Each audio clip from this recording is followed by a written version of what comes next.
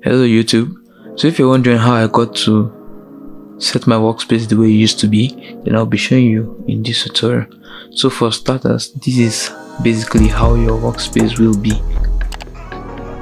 with your color palettes at this side and your toolbars at this side. So this is how I got to customize mine. You go to tools, and here you come to options, then customization. In customization, this is where you have the power to control the colors of your workspace. So most times I work with dark. So as you can see in the preview here, you can actually choose any color you like.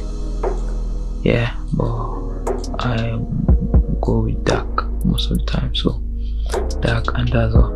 But my color palettes are still here. So what you need to do now is to go to Windows, come to Workspace. Now it's on lite. So but most times I work on illustration, so you go to specialty, then illustration. So take some time to adjust, and that's it. Hope this video was helpful, guys. If yes, please give me a thumbs up, and please ask your question in the comment section down below for more clarity. Thanks for watching. Bye.